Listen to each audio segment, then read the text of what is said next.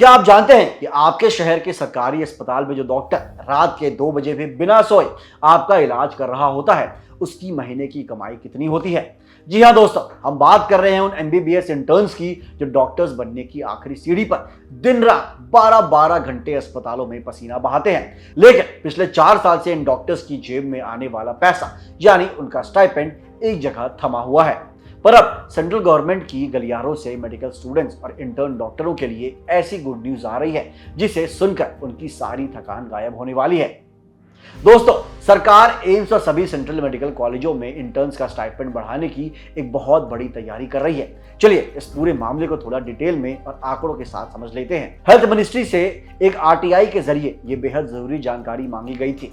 इस आरटीआई के जवाब में मिनिस्ट्री ने साफ किया कि 1 जनवरी 2022 के बाद एमबीबीएस इंटर्नशिप के स्टाइपेंड में कोई रिवीजन यानी बढ़ोतरी नहीं हुई थी। लेकिन अब यह मामला एक पॉलिसी डिसीजन के तहत मिनिस्ट्री के अंदर एक्टिव चल रहा है। हेल्थ मिनिस्ट्री ने अपने लिखित जवाब में कहा है कि स्टाइपेंड बढ़ाने का यह प्रपोजल इस वक्त रिव्यू, वेटिंग और एडमिनिस्ट्रेटिव एग्जामिनेशन के फेज में है, यानी सक्षम अधिकारियों द्वारा इस पर पूरी तरीके से जांच पड़ताल और कागजी कार्रवाई की जा रही है। अगर हम हेल्थ मिनिस्ट्री के पुराने रिकॉर्ड्स और इसके इतिहास पर नजर डालें तो पहले हर 2 साल में स्टाइपेंड को रिवाइज करके एक रेगुलर साइकिल फॉलो किया जाता था। दोस्तों, साल 2018 में स्टाइपेंड 23,500 रुपए प्रति महीने था, जिसे 1 जनवरी 2020 में बढ़ाकर 26,300 रुपए कर दिया गया। इसके बाद आखिरी बार बदलाव 1 जनवरी 2022 को हुआ, जब इसे बढ़ाकर 30,070 रुपए प्रति महीना फिक्स कर दिया गया था।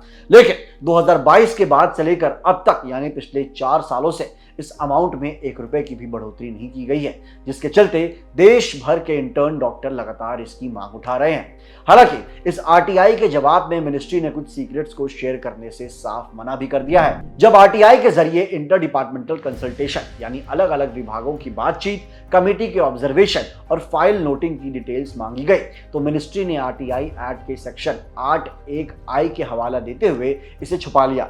इस नियम के मुताबिक जो डिसीजन अभी प्रोसेस में होता है या जिन पर अंतिम फैसला आना बाकी होता है, उनके रिकॉर्ड्स को पब्लिक नहीं किया जा सकता। इसके साथ ही सरकार ने अभी तक यह साफ नहीं किया है कि स्टाइपेंड में कितने रुपए की बढ़ोतरी होगी और इसका फाइनल डिसीजन कब तक आ जाएगा। लेकिन दोस्तों, इस प्रपोजल के सामने आने से ही देश भर के हजारों मेडिकल इंटर्न्स में एक नई उम्मीद जाग सी गई है। हमें यह नहीं भूलना चाहिए कि एक डॉक्टर बनने के लिए सफर में इंटर्नशिप का यह साल सबसे ज्यादा थका देने वाला और मुश्किलों से भरा होता है, जहां ये युवा डॉक्टर अस्पतालों में दिन रात 10 से 12 घंटे लगातार ड्यूटी कर रहे होते हैं।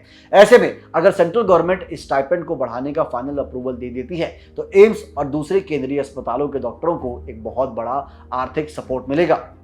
तो भाई, बात सीधी है, जब महंगाई आसमान छू रही है तो देश के इन लाइफ सेवर्स की पेमेंट मनी भी बढ़नी चाहिए।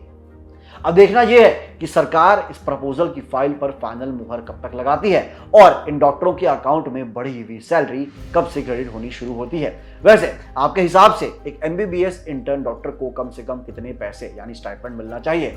अपना प्रेडिक्शन और अपनी राय हमें कमेंट सेक्शन में फटाफट बताइए। वीडियो अच्छी लगी हो तो इसे लाइक करें, इस पर कमेंट करें और इसे शेयर करें अपने एमबीबीएस इंटर्न्स के साथ। मिलते हैं अगली वीडियो में। जय हिंद।